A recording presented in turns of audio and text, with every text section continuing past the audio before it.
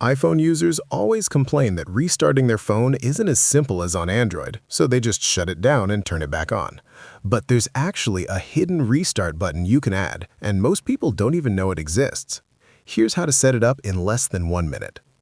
Open the Shortcuts app on your iPhone and tap the plus icon in the top right.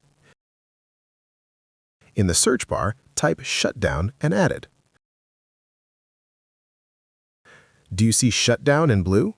Tap it and change it to Restart.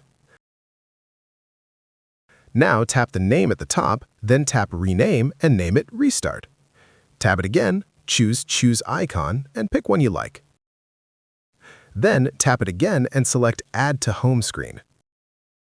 Pick a color and hit Add.